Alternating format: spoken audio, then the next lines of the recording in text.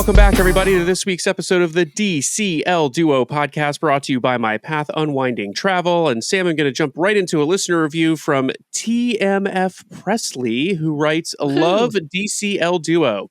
I love all different perspectives that Brian and Sam provide through guests and their own experiences. Even as a seasoned cruiser, I find myself learning new things about DCL. I highly recommend anyone interested in going on a Disney cruise to listen to the duo." So there you go. Sam. Yes, thank you for that review. Thank you for that review, TMF Presley. And for all of you out there listening, if you'd like to head over, if you enjoy the show and you want to support the show, head over to Apple Podcasts and leave us one of these 5-star written reviews, and we will read it on the air at the top of one of our regular shows. If you don't want to take the time to write a review, just hit 5 stars. It helps us out anyway. It helps the algorithm find us and help people find us too. So there you go. So Sam. Yes. Got a fun guest coming all the way from across the pond. It is early here on the West Coast, folks. Sunday, December 1st at the duo is recording at 7 a.m. Thankfully, we flew back from the East Coast yesterday from the Thanksgiving holiday, and so we were up early anyway. But excited to have a guest all the way from across the pond. Sam, you want to introduce Gemma? Yes, I'm super excited to have Gemma back on our show. Gemma was with us about a year ago, almost exactly a year ago. We recorded an episode in December of 2023 about a sailing that she went on to Bermuda. And today she's back. She went on a sailing to the Eastern Caribbean. So we will welcome Gemma back to the show. Welcome back. Thank you very much. Nice to be back. Yeah, nice to have you back. Let's start with reminding people of your Disney background and your cruising background. Why don't you tell folks where your love of Disney came from and when you started cruising with Disney? So last year was my first Disney cruise with my family. So last year, as I say, I spoke to you guys about our cruise from New York. I think one of the last cruises out of New York, actually, to Bermuda on the Dream. Prior to that, I've always been just a big parks nut, so too many times to mention at Disneyland Paris, including my hen do or bachelorette party. I love that you did your hen do at Disneyland Paris. And to Florida, to Hong Kong a couple of times, and to California once. But yeah, no other cruises. That was my first cruise, and my second cruise is another Disney one. So. And you decided to venture all the way to Florida again for a cruise. How come? Did you consider booking something out of Europe, or did you consider booking on another cruise line out of Europe, or was it no? There's no chance I'm going to do another cruise line except Disney, and it has to be out of the United States. I think for us, it's more about Disney than it is the cruise itself, really. So it was only ever really Disney on the list of choices, and I think for Europe, I guess. For a lot of you Americans, I guess a lot of the appeal is the ports, whereas for us, we're like, well, if we wanted to see Spain or France or Italy, there would be a much, much cheaper way to do that than to go on a Disney cruise. And I guess we really like tropical kind of climate and landscape and all of that. I'm slightly obsessed with palm trees, so any opportunity to go somewhere tropical is always my first choice. So yeah, it just made sense to head over to Florida and do it from there. Awesome. Now, what made you choose the Eastern Caribbean? Was it our show? Was it just the timing of the? Was it just the timing and the longest cruise that could? I love fit how your first thought is it must be us. We always tell people. I mean, you're a big influence on my choices for cruising, so it's probably fair. We love that. I feel like we talk a lot about how much we love the Eastern Caribbean, Brian. So that's why I'm asking. I feel like we've nailed it into people's heads. Like the Western is totally fine, but if you want a real treat, go on the Eastern if it fits in your schedule, right? So.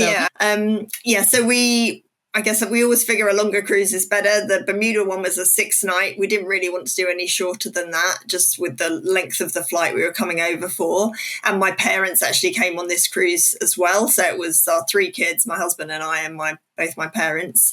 And again, I guess we just wanted to get on the ship, settle and not have to pack up and get off another 3 or 4 days later. So, and I guess from your show, we've heard, I guess, kind of mixed views on ports like Nassau. So the port stops for the East Coast, definitely taking in Castaway as well, was kind of really appealed to us. Yeah, I will say Nassau has invested a lot in their port. Now, we have still not done a shore excursion in Nassau, which is on my list. I really want to get off the ship, do a shore excursion.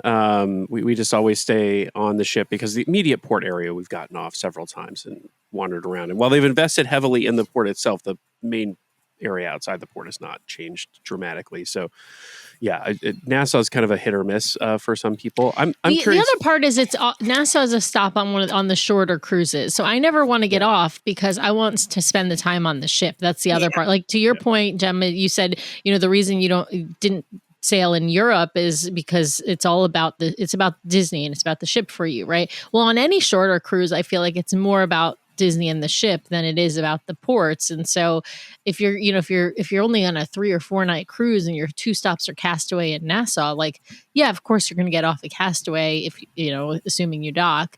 But you want that extra time on the ship. So to me, if you're going for sort of a mix of the ports on the ship, like the Eastern Caribbean, Western Caribbean, those even Bermuda, those are kind of like, I think the perfect itineraries to do if you can swing a 5-night or longer cruise.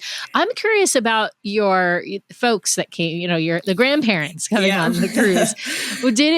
Had they ever cruised before? Did it take any convincing? Are they Disney people? I mean, I will say there are some grandparents who are like all in on cruising if they get to see the grandkids. It doesn't matter where they go.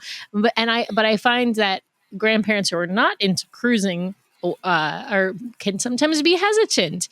My own mother hesitant to do cruises. She's going to cruise with us in Alaska, and she has cruised with us once in the Caribbean, but she's not big on cruising. She's just going because we want to do it and because she wants to see Alaska. But yeah, what was the reaction, or did it take a lot of convincing to bring the grandparents on?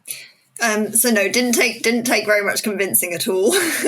They've been to the parks a few times. They've done California and Hong Kong a couple of times and Paris.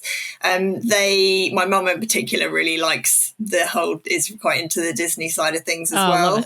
And they're retired, but they have in the last couple of years done 2 cruises, but both on Cunard. So they did a transatlantic from Southampton to New York.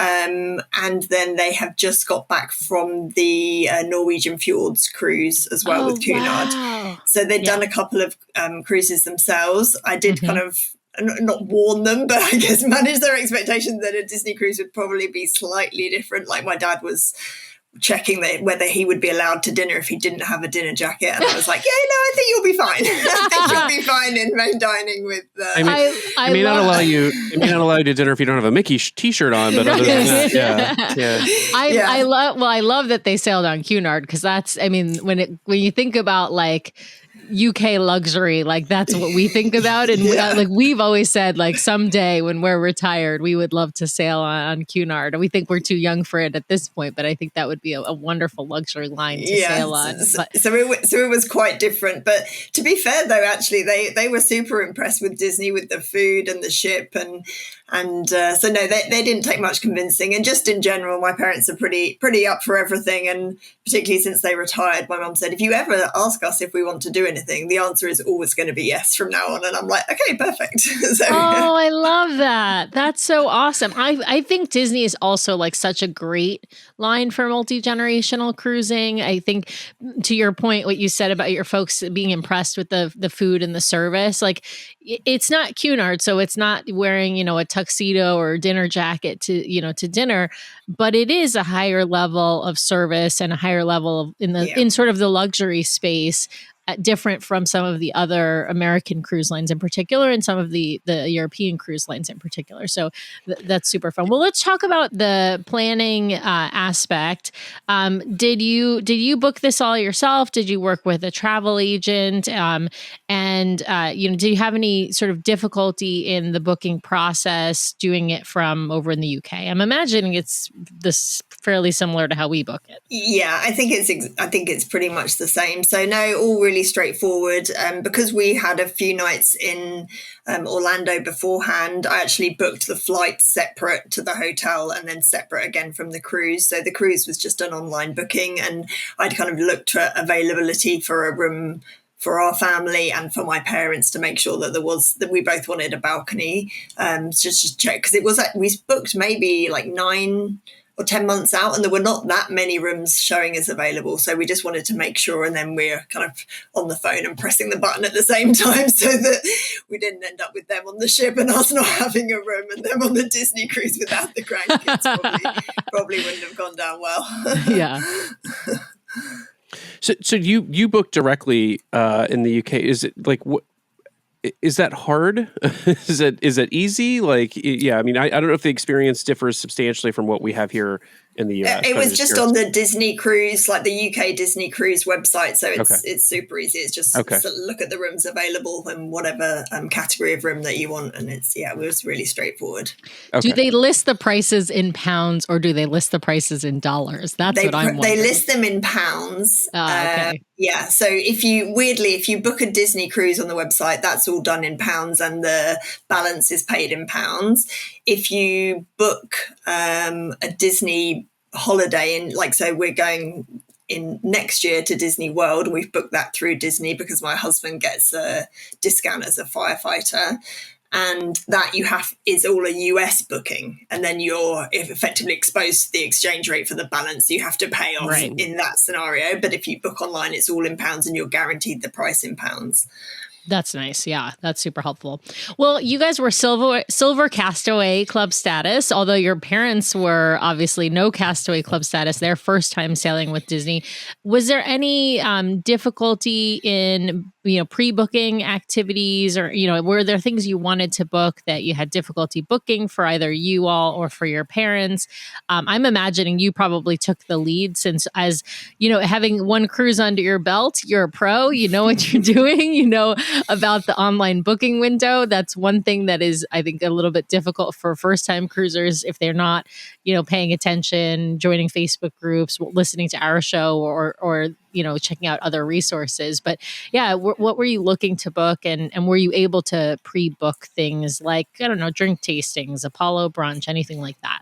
Yeah, so we booked, stuff got booked up really, really quickly. There wasn't that much available. I think the only thing I got when it first came out was the kids wanted to do the Goofy Sports Simulator, and I wanted to book my husband and my dad to do the golf simulator. So that I was able to get, and pretty much everything else was sold out, or they hadn't released all of the timings. But between the bookings opening and before getting on board, I was able to get a mixology class for my mum and I, a beer tasting for my husband and my dad, and then also a Paolo dinner.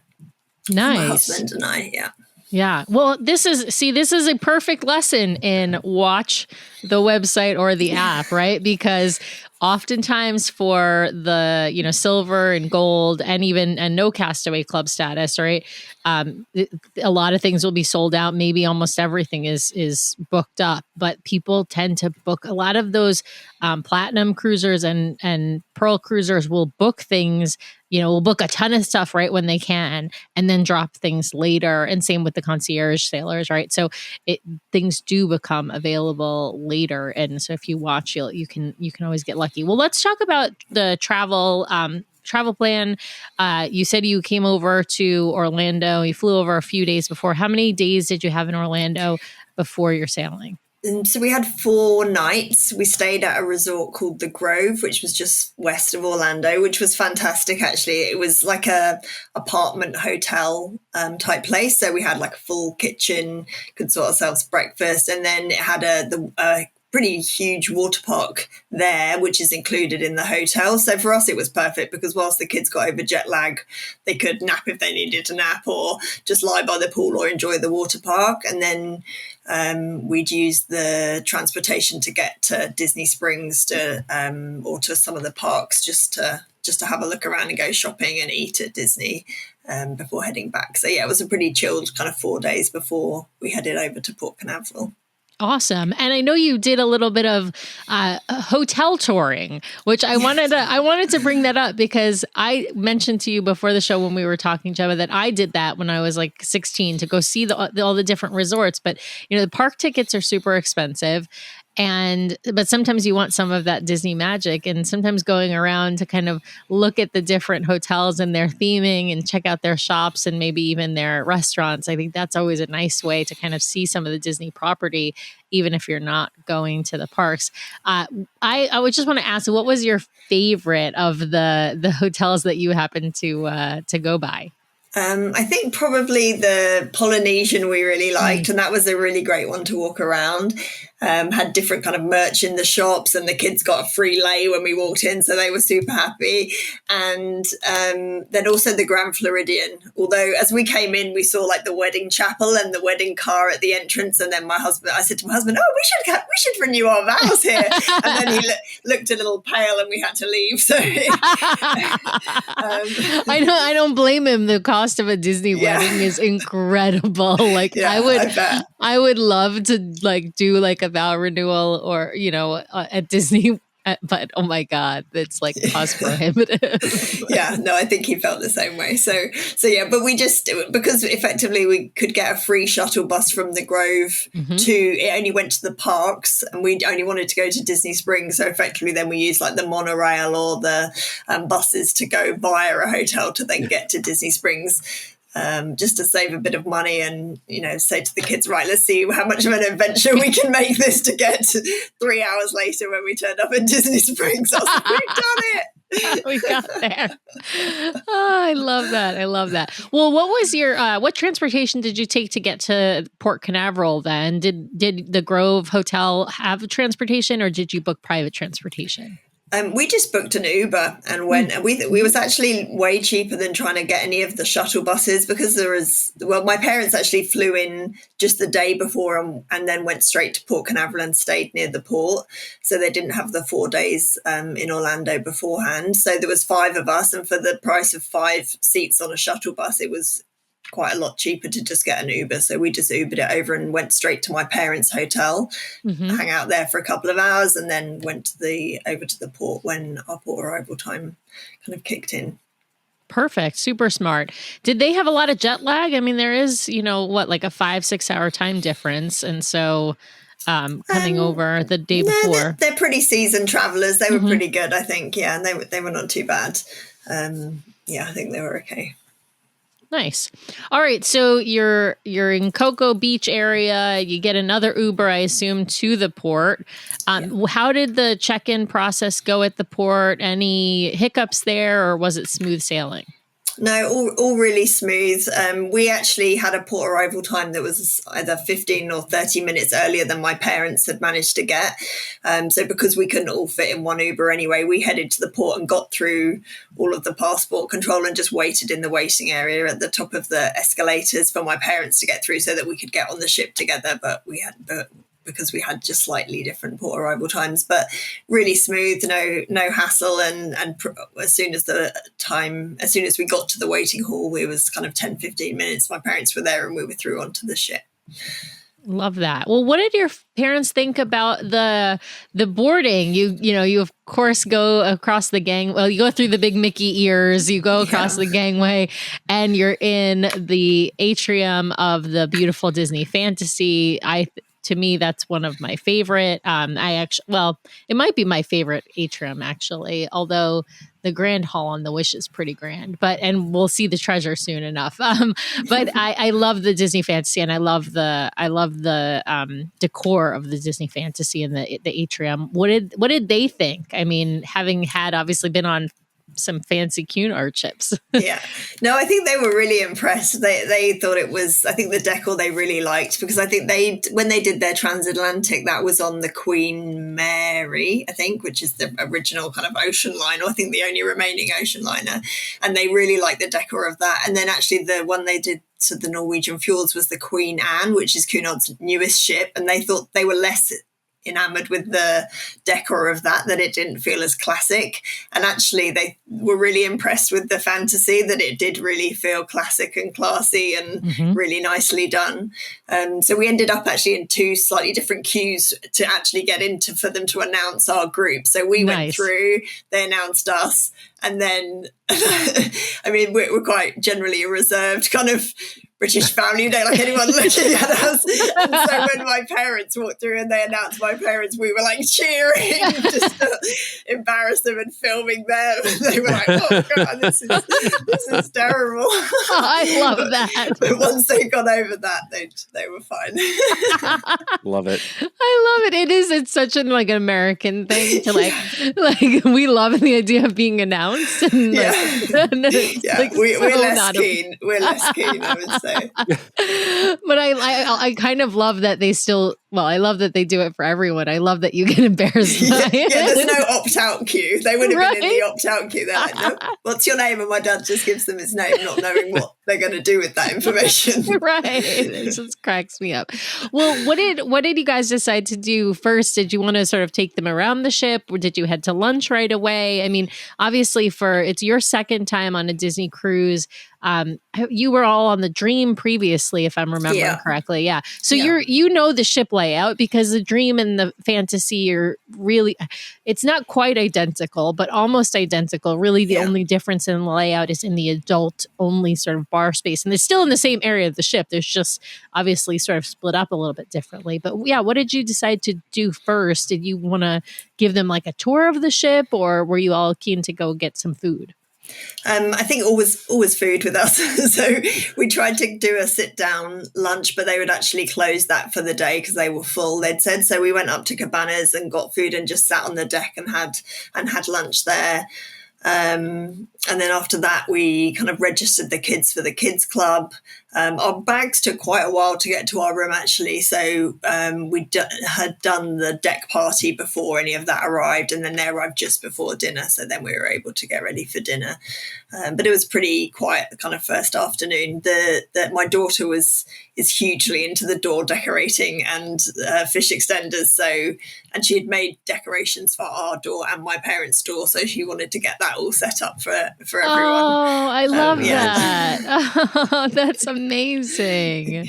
But a good reminder though about the luggage, that the luggage might not get to you. And sometimes we've had it happen one time where our luggage didn't get to us until after dinner. And so and I have never been more stressed in my life. Yeah, I was worried for a while there, I have to say, because everyone else was coming, and we even saw one of the porters and he was like, right, you've got everything? And I was like, no, we don't have anything actually. And he was like, oh. And I was like, oh man. Yeah. When the ship thrusts away from the dock and your luggage is not out in front of your stateroom, you're like, oh, this is going to be a nail biter. Yeah. But we got our luggage. It just happened to come it came to our room while we were at dinner, right? So it can happen. I like to warn people though, if you really plan on changing for dinner, or you've got some, themed stuff you want to wear, or even your door decorations and you want to have that all set up before dinner, best to pack that stuff in your carry-on just in case things come late. They're not saying just in case they don't come, but just in case things come later. Remind us, how old are your children? I know you have 3. Yeah, so my youngest turned 7 on the second day of the cruise. So he keeps telling everyone that every year we go on a Disney cruise for my birthday. And I'm like, no. Every year we go on a family holiday, and it happens to be on your birthday. It's just because you have that, when your school break is, right? Yes, and the other 2 are like, where's my Disney cruise for my birthday? I'm like, whoa, we need to get this straight. This is not Monty's cruise. So he turned 7 on the cruise, and then my middle son is 11 and my daughter is 13. Oh, perfect. Yeah. That's like the perfect cruise ages, right? Because you've got 1 in the Oceaneers Club and 2 in Edge, 1 who could go, well, soon to go to Vibe, but perfect. Yeah. I think those are great ages. And of course, as you mentioned, they are into the door decorating and the fish extenders. So how many fish extender exchanges did you all participate in? Did you just do the standard ones or kids ones? What kind of, we like to talk about, every once in a while we hear from folks who really love the, exchanges on board. And it's always fun to kind of find out how full force did you all go in participating into this? We go pretty much all in, I would say. My daughter has spent the last 2 summers in ahead of the last 2 cruises, preparing all the door decorations and making all of the gifts and personalizing gifts for everyone. And again, Wow. she wanted my parents to do a fish extender group too, so she decorated them a fish extender and then also made all the gifts for their exchange. Wow. So they did a magnet exchange, and the kids, we put them in 2 groups for the kids ones. And then my daughter also made loads of pixie dust kind of parcels, some which was British chocolate, because there was a lot of chat on the Facebook group about how much was anyone coming from England with English chocolate. And I actually work for a chocolate company, so I was like, yeah, I can help with that. And then other bits we did just mixed kind of kids kind of gifts and key rings and magnets and things like that. Nice. Love that. Nice. We are, I will say, we are always enamored by the differences in the chocolates. Even some of the same brands, right, that are in the US and the UK, like they sell different things. Like it's Cadbury is from the Cadbury UK, right? is the big one. Yeah. But Mars is very big over in the UK also. Obviously we have Mars here, but but they sell different things. There's different items that are popular in the US. And then but it's like impossible if you want a peanut butter cup, it's like impossible to find in the UK. Yes. So there's certain although it's making a bit of a like as a novelty of being a US chocolate, it's quite a big thing now. But it's mainly Cadbury's that people are after. Yeah, specifically a chocolate called a Curly Whirly. I don't know if you've experienced that. But no, it's explain. Yeah, tell us, what is a Curly Whirly?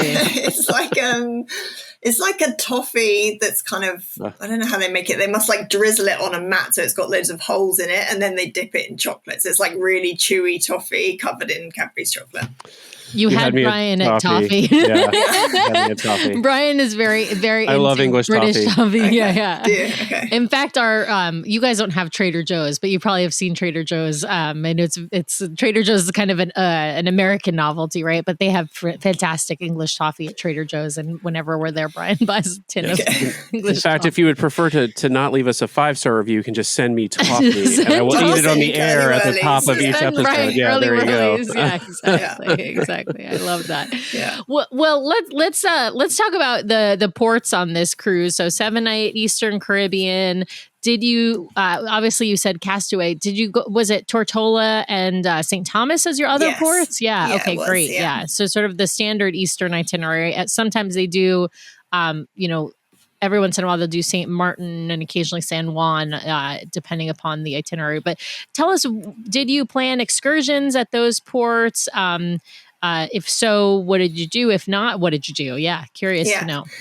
So Tortola, we hadn't planned to do an excursion. We were kind of planning that to be a hopefully quieter day on the ship.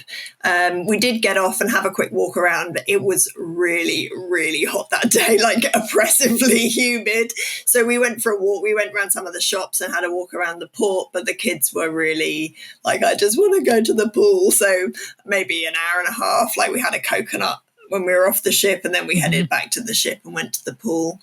How did you feel about the area around the port? It's actually interesting. In one of our cruise groups coming up, people were asking about whether or not there are shops, easily accessible. And my memory is there's not a ton right around the port at Tortola, but it's been a while, so I'm curious. Yeah, what you. So thought. there's kind of like the gated port bit where it's all the tourist shops and some food places, and then we went out of the gates of the port and along to quite a main road where there was a lot of kind of market stalls selling clothes and souvenirs, but I mean not really a lot to have a look around. So I'd say we were maybe an hour and a half in total, and then that was pretty much it, unless you wanted to get a taxi to a beach, which we didn't really want to do on that day. And then on the in St. Thomas, we had planned to go up the cable car again, just to walk over, just because I'd seen you could walk over and do it yourself. But when we got there, actually it wasn't that high. I was like, and some of the taxi drivers trying to sell us a taxi ride was saying, well, it's like 60 foot taller than the top of the ship. So you're not going to see anything that you can't see from the top of the ship. And they had a fair point. Like, I mean, you can see the ship, right? You might be able to get a good picture of the ship, but that's, but that was it. So in the end, we ended up getting one of these open back, like kind of pickup taxis, and we went over to Magen's Bay. So we were really lucky. It was just the 7 of us in the taxi, and the guy agreed to pick us up after like 3.5 hours at the beach. And so it was perfect. Like, we just went over there, and we did that quite early, got off the boat early, and then we're back on the boat for kind of a late lunch. Oh, fantastic! How was Magen's Bay for you? Did you enjoy it? I've been hearing some mixed reviews of late, although it was my favorite beach for a long time. No, I thought it was really nice. It was really similar, actually, to Horseshoe Bay in Bermuda, we thought, in terms of the setup of it. Yep. But no, I think it was a beautiful beach. There was, my husband actually saw, like, he swam out slightly further off the shore and saw a couple of turtles, which he really loved. And we walked right away along to the end of Magen's Bay, and there was a huge, I don't know what you call a group of pelicans, a flock. I don't know. Probably a flock. Yeah. It seems like it should be. They're birds, right? Group of, I don't know. Anyway, a lot of pelicans all swooping down. Like, so it was really so nice. Cool. It was a nice bit of wildlife, and really beautiful. Yeah. No complaints. And the great thing about Magen's Bay, I think also, is that if you go on your own, you can just, bring your towels and lay out on the beach, but you can also rent chairs and umbrellas and stuff like that. And they, of course, have that bar, and they have sort of a quick service food place there as well, if you wanted to stay for the full day instead of going back to the ship to eat. Yeah. And the more you know segment of the show, a group of pelicans is called a squadron, a pod, a brief, or a pouch. So there you go. There you go. I'm still going to call it a flock because, as people know, Brian's last name is Flock, and I love the idea of I love the idea of a flock of pelicans. Super fun. Anyway, all right. Well, let's talk about Castaway then, since obviously Castaway was your third and final port, and usually the star. Although it sounds like St. Thomas was a pretty great day as well. Tell us, what did you guys plan to do? I'm trying to remember. Did you go to Castaway on your Bermuda cruise? No. Bermuda was the only stop on that cruise. Okay, yeah. But we were in port for like 3 nights or two nights in Bermuda. So no, Castaway was the first time we've been at Castaway. It was quite kind of a late, I thought, all aboard time. Is that not all? That's the other way around. What do you call it? Debarkation time. Oh yeah, disembarkation. Disembarkation. It was ashore, supposed to be all ashore. All ashore. Is that what it's called? Yeah, all ashore. The terminology is mind blowing. So it was supposed to be 10:45.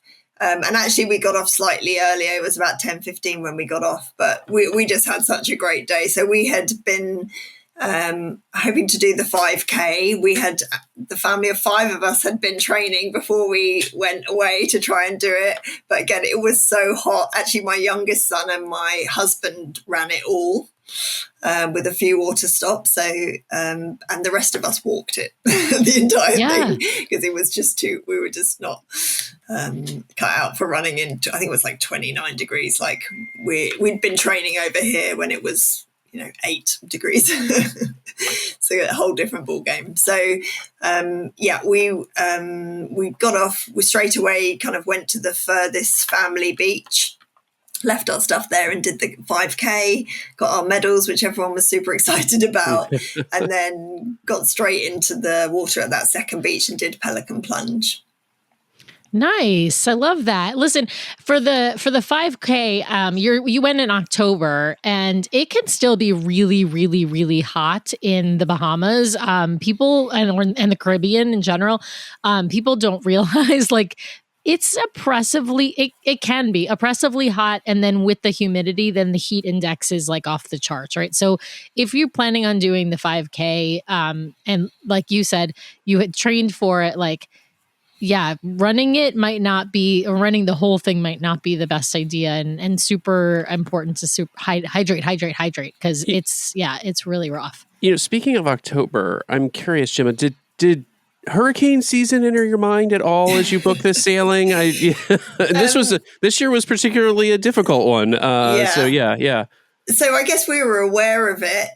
But I kind of thought, well, they're cruising all the time. It must work, or they wouldn't sell the cruises generally.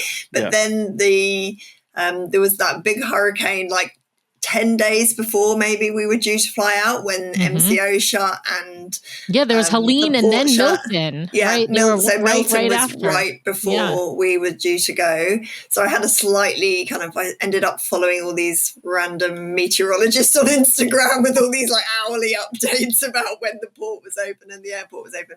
And actually it was like, you wouldn't have known anything. And it sounds dreadful. Of course, our first concern is for everyone's well-being that lived there. But of course, it crosses your mind that you really hope everything is also going to be okay in time for the break. So it was fine, actually. And we had fantastic weather. The weather at Castaway was just perfect, like not a cloud in the sky, not a drop of rain. Really, really fantastic.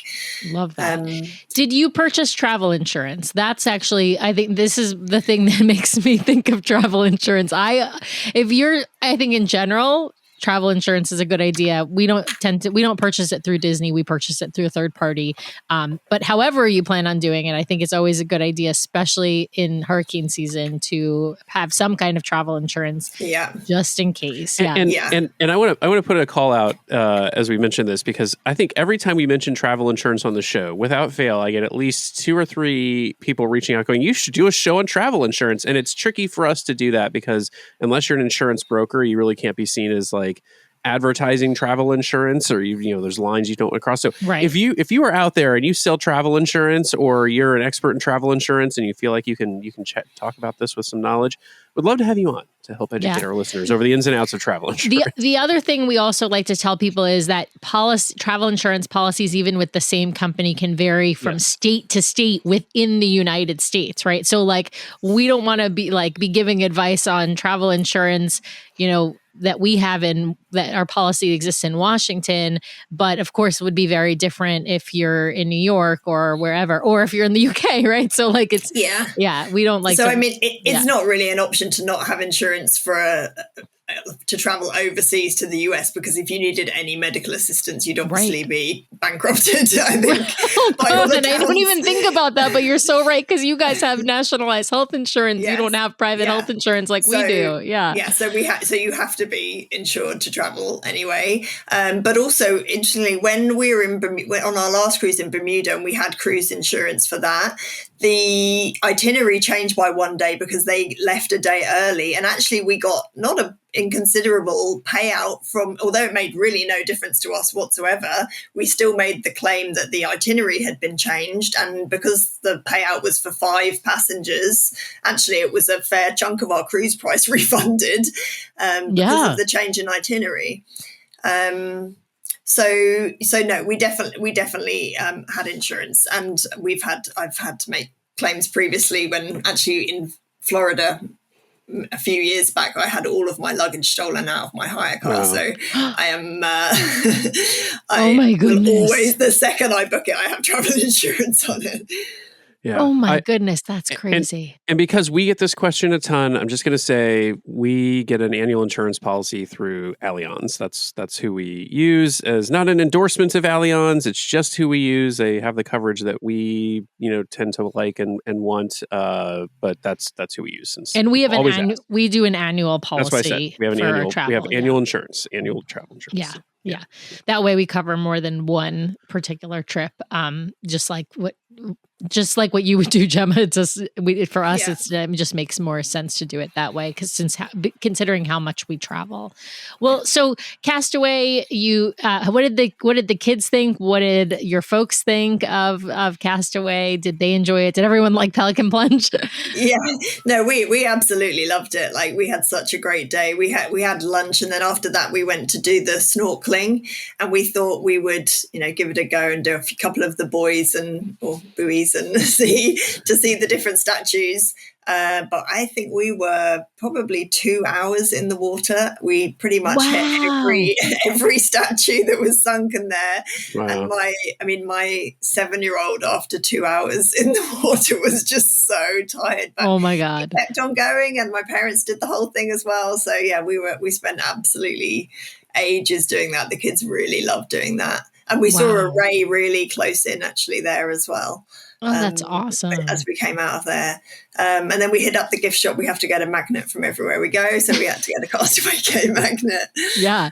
And that's really important. You got to get it on the island because they don't sell Castaway merchandise in the shop on the ship. For people who haven't heard me say this before, this is a reminder. If you want something that says Castaway Cay on it, you need to buy it on Castaway Cay. You're going to pay Bahamian tax, but you can still pay through your shipboard accounts. The shops all, other than the Bahamian shops that are, stalls that take cash, or probably credit card as well. The Disney shops, they sell all the Castaway Cay stuff, and that, but they have to impose Bahamian tax because you're buying on Bahamian soil, not on the ship. So, but reminder, if you want like a magnet that says Castaway Cay, you want a Christmas ornament that says Castaway Cay, a t-shirt, whatever, a sun shirt, all of those things are sold only on Castaway.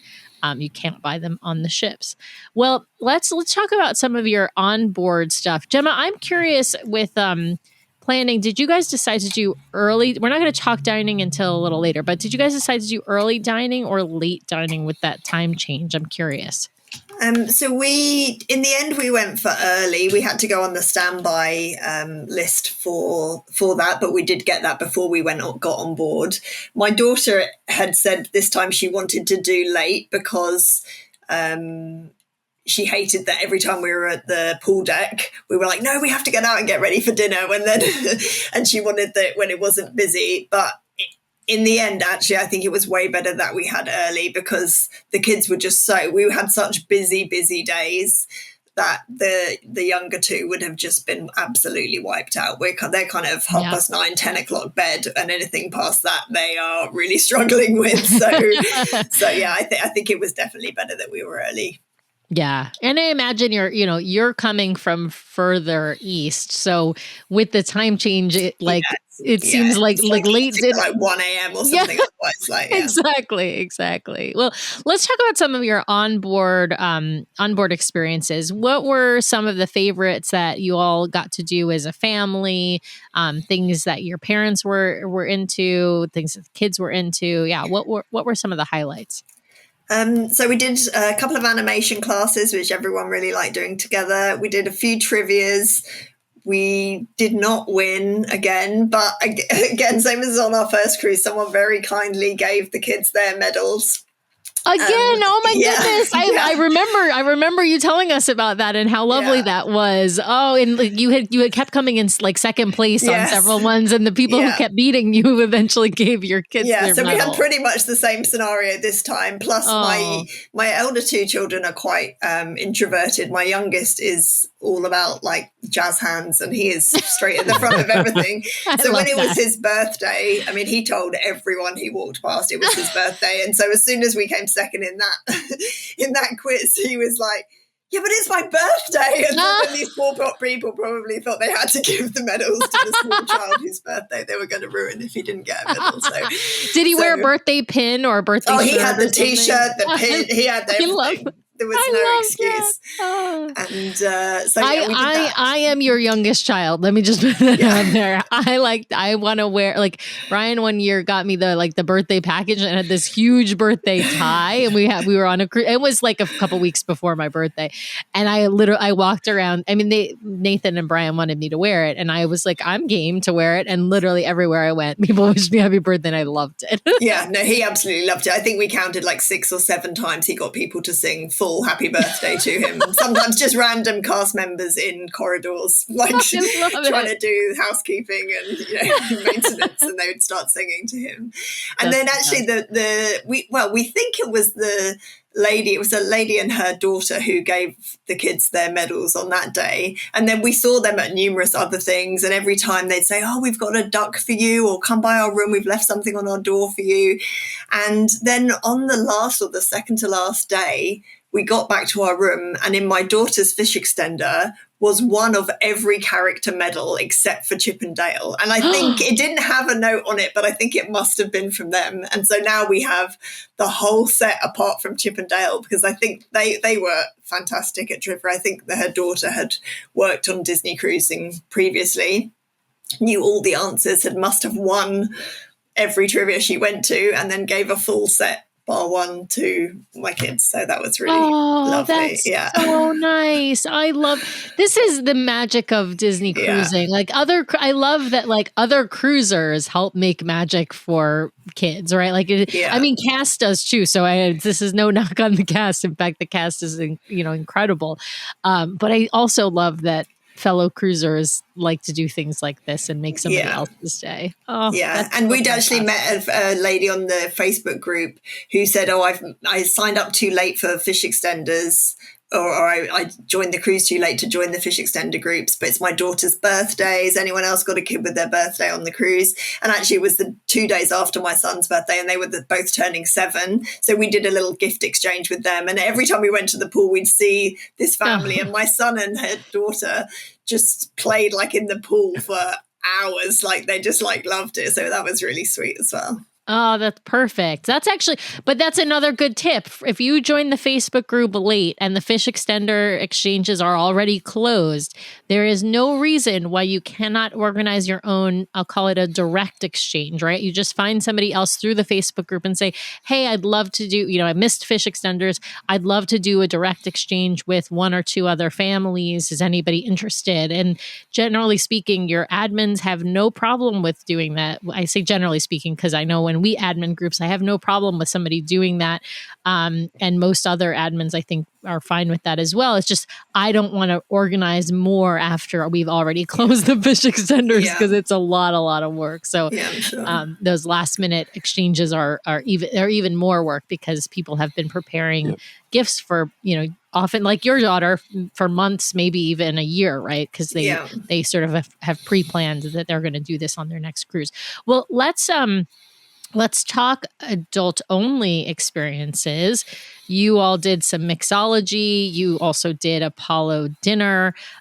Tell us what you thought of those experiences. I can't remember if you had done any of them on your prior cruise. No, we didn't do any last time. I guess because we weren't really sure how the kids would feel about Kids Club, and but this time we had grandparents on call as well, so we had multiple options. So my dad and my husband did the beer tasting. They really enjoyed that. They both came back from that slightly merry and like 2 naughty schoolboys who'd been let out on the school gates for the afternoon. So that was funny in itself when they came back to their room and started trying to explain the beers they'd had. So they enjoyed that.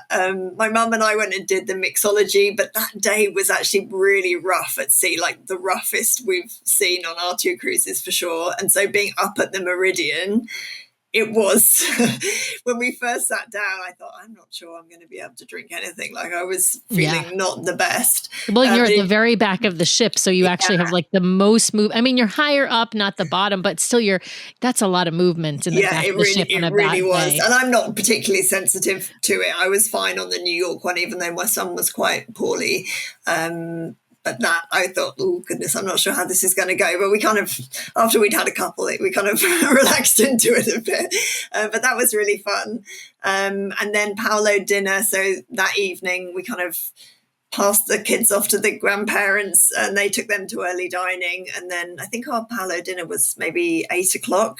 So my husband and I were like, right, how much adult only stuff? Now we haven't got the kids, can we get around? So we got changed, went for a swim in the adult-only pool, went to the hot tubs where we didn't have the kids, went back to the room and got changed and ran to the Skyline bar to get in a couple of martinis. And just before we could get to Paolo dinner, it was like a marathon. Yes, it was like a scavenger hunt around all that places we couldn't go with the kids in the like 2-hour window that we had. Right there, while they're at dinner and occupied. Yeah, absolutely. Yeah. Fantastic. Yeah. Love that. What did you think of Paolo? Oh, we had a fantastic night. Like the service was just phenomenal, like so good. The food was fantastic. My husband is quite a big eater anyway, but by the end of Paolo dinner, he said, like, you've beaten me. And I said to the waiter, who was fantastic, I was like, you've done it. Like, I never thought this day would come. Like, she's actually full. Like, this is unbelievable. So yeah, it was really, really delicious. Fantastic service, like such a beautiful environment as well to sit in. Yeah. So yeah, we really enjoyed it. And it was nice to just get dressed up and have a date night as well. Absolutely. Now, I'm imagining you probably didn't get to do any of the the late night adult only shows in sort of the club space, but just curious whether or not you were. No, we didn't. We kind of, after dinner, it really was like the shows, the main kind of stage shows that we went to, and we did a couple of deck parties. We did trick-or-treating one evening, and that was about it in the evening generally. Yeah, nice. Well, I want to ask just, I know we're going to head to rapid fire in just a minute, but I want to ask just a couple of questions about shows. You had been on the Dream, so you had seen Beauty and the Beast on the Dream. Now you're on the Fantasy, so you had Frozen and Aladdin are both on the Fantasy. I'm curious, did you hit all the shows? You mentioned you did shows and deck parties were sort of the main nighttime activities. Yeah. What did you think of all of those? So we really, really loved Frozen and Aladdin. We didn't go to see Believe again. We'd seen that on the Dream and thought it was okay, but much preferred Beauty and the Beast to that. So yeah, we just thought Aladdin and Frozen, I thought were both absolutely phenomenal. Like the kids really, really enjoyed it. Yeah, I mean, just fantastic. We haven't seen Frozen on the West End, mainly because that was one of my kind of negotiation tactics with my husband. I was like, think of all the money we can save. If we go on a Disney cruise, we don't have to take the kids into London to go and see Frozen the musical. So we can see it for free. Well, Gemma, I'm curious about the food on board. Now, you've been on Disney Cruise Line before, so how was the dining experience? In particular, since you had, the grandparents kind of cruising with you this time around, like, how was the main dining experience for them? Because we have heard some feedback and had some feedback ourselves around, the dining rooms are getting a little louder these days. I don't know if that's the way on the Fantasy or that's the way it is on the Fantasy, but how did you and the kids enjoy the dining and the shows that accompanied the dining, and then also how the grandparents enjoy it? Yeah, no, I think my parents were really impressed with the quality of the food. We had quite a lot of sit-down lunches, actually. I guess we kind of figured it was much more relaxed with 7 of us to have a sit-down. The sit-down restaurants at lunchtime were always really quiet, actually. So no trouble ever getting a seat or, doing that as opposed to cabanas. The only dining room I would say that we found kind of louder to try and have conversations over was really in Animator's Palette. The others were fine. We did have a strange experience during Animation Magic where that when they played the show, so everyone did their drawings, they took them away, and when they went to play the second set of clips where it should be the characters dancing, the characters never changed. So there was one set of characters that came up, and then they were the only ones that were in it for the whole rest of the show.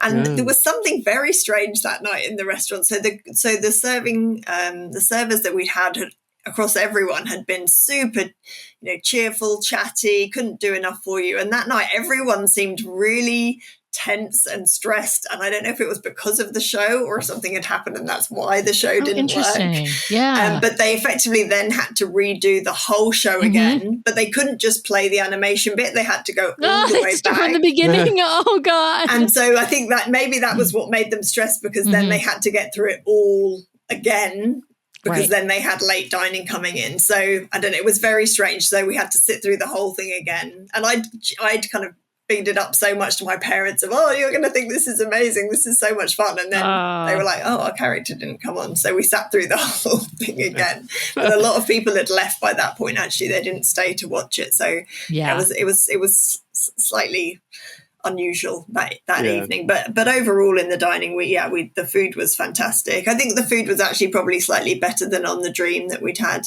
and the service was fantastic. Yeah. Well, and the theming of all the restaurants, of course, is the same as on the Dream. Yeah. They have a slightly different name between Royal Court and Royal Palace, but it's the same restaurant. The menus are the same.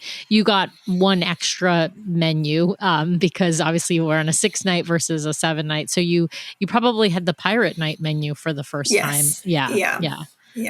Which, what did you think? Actually, I should ask you, what did you think of the pirate night menu? Anything specific stand out to you? I can't actually remember what was on there compared to the other nights, actually.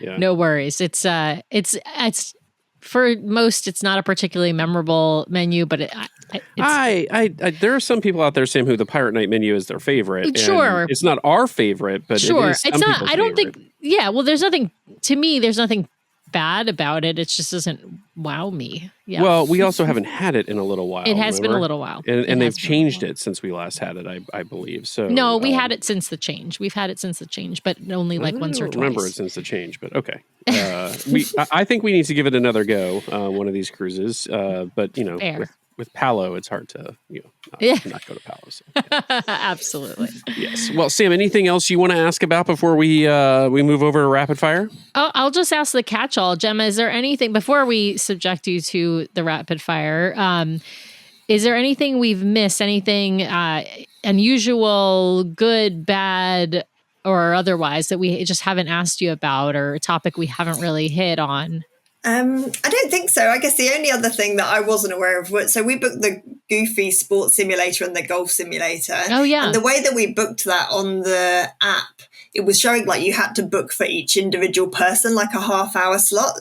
So because the 3 kids wanted to go on the sports one and my dad and husband on the golf, we ended up booking like an hour and a half on the sports simulator. And then when we got there, actually, most people were booking a half-hour slot and everyone was just jumping in and having a go. Like you definitely didn't need a slot per person, and there was no restriction that you made a half-hour booking and everyone could have had a go. So I think they could have made that a lot clearer on the app, actually, because we probably would have booked an hour and all 3 kids could have easily had enough of time on it within that hour rather than paying for an hour and a half. Yeah, I agree. I agree with that because I just booked it for the fantasy for Nathan wanted to give it a try. I forget which one he wants to do, if he wanted to do the golf or something else. But anyway, he wanted to give it a try. And so I was trying to figure out is it going to just be him? Now, I actually think the slots that we booked were like 15 minutes.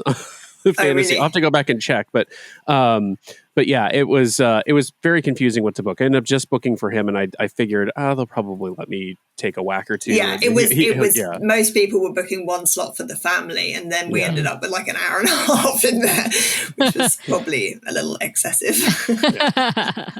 Fair, for sure, absolutely. For sure.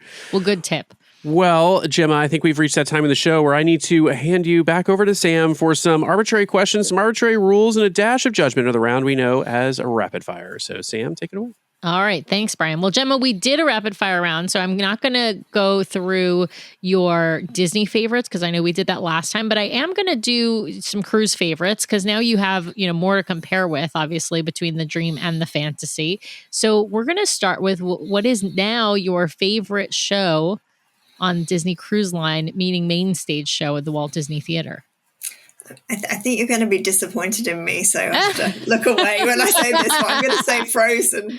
I'm not going to be disappointed in you, Gemma, because while I think Beauty and the Beast is the number 1 show currently on Disney Cruise Line, although I will say Moana might take it away, we'll have to see in just a few weeks. But I think that Frozen is like Frozen and Tangled are so close to Beauty and the Beast because they're so good. So I'm actually not going to give you judgment. Now, if you were to say Believe or Dreams, that's where the judgment comes I wouldn't go there. I just thought the Trolls and the Sven puppet were just so good. Like they were just so cute. That's what swung it for me. And I'm going to say this, I've said this before, Frozen on the Fantasy is better than Frozen on the Wonder, even though it's the same show, but it's better because it's a bigger cast, so you have more trolls, and the more trolls, the better. Yeah, I agree. Yeah. All right. Favorite bar space now on Disney Cruise Line. So you can choose between the Dream and the Fantasy. There are some differences. Obviously, there are some spaces that are the same, but yeah, what's your favorite bar space? I think Skyliner, we really enjoyed that in our rush around hour and a half kid-free time.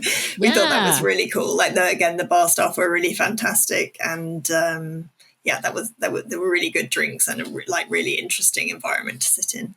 Awesome. Favorite onboard activity? I don't remember what it was last time, but has it changed? And if so, what is it? I think probably we really enjoyed the dance party in the atrium. Oh, yeah. Like my youngest really got into that. And that was really fun. I think that's probably my favorite. Awesome. Favorite space to relax on the ship? I think anywhere on the deck, really. We really enjoyed that. We did one evening, we got on the aqueduct 7 times back to back. We were the only family on it. Oh my goodness. So yeah, that was pretty cool. All right. Well, now favorite port, and why is it Castaway Cay? It's definitely Castaway Cay. I think I had high expectations of Castaway, and it exceeded my expectations. Like we just had the best day, and I just thought the sand and the water and the way that it was set up was just so easy and so like great with the kids. Everything that you needed right on hand. Like definitely Castaway. Awesome. I got to ask you for a couple of favorite food items. Let's go with a sweet item first and then a savory item after that. So what was a favorite sweet item from this cruise? I mean, kind of soft serve, probably. We definitely got our money's worth on that. But also churro waffles. And we were in Royal Court the day, I think it was day 6 of churros waffles, and they actually went and got us some and brought it down to the dining room for us. So that was even better. Yeah. That's the best. For those who haven't had them, pay attention to when churro waffles are offered and get them. But don't put syrup on them if you have like the extreme sweet tooth, okay, go ahead and put syrup on them.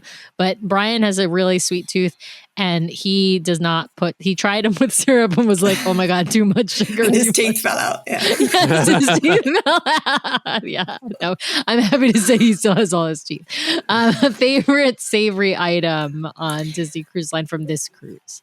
I don't know. I think the thing I enjoyed the most probably was just getting a plate of prawns from Cabana and some French fries and some salad. Like that was my go-to lunch if we went to Cabana's, and I don't think it's pretty hard to beat, I think. Yeah, I love that. All right, favorite ship now. You can choose from the Disney Dream or the Disney Fantasy. They are sister ships, but there are differences between them. So which one is your favorite? I mean, I was going to say the Dream because the bit I missed on the Fantasy pool deck was not having the hot tubs on the main pool deck. But then I think I saw that in the dry dock, they took the hot tubs off the deck of the Dream. So then, yes, they did. So now really no preference, but I would say Dream before dry dock. Before dry dock. All right. That is a fair answer. Okay. Bucket list cruise, Gemma. If you could go anywhere on a Disney Cruise Line ship, doesn't even have to be someplace that Disney Cruise Line currently goes, where are you going? I think I would like to do I don't know. I mean, maybe one of the Australian ones. My husband's Australian, so we go to Australia every couple of years. And I think that would be to sail out of Sydney Harbour would be pretty phenomenal, I think.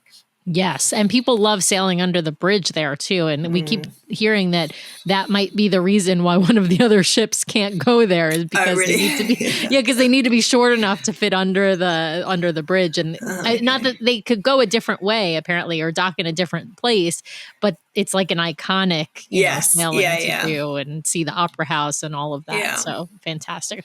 Well, thank you for playing, Gemma. You've been a fabulous contestant. I'm giving you an A for Heaven Fire. She doesn't get to go home with a new car. She gets to go home. That's the price is right. She gets to go home with a full set of Disney Cruise Line medals, except for Chip and Dale. There we go. There you go. Well, Gemma, as always, we do appreciate you taking the time all the way from the UK to share your experience with our listeners. And it's always great to hear, too, about the multi-generational cruising experience on Disney Cruise Line. So thank you for taking time out of your day to share your experience. And we just really, really appreciate it. Thank you very much. It was great to speak to you again.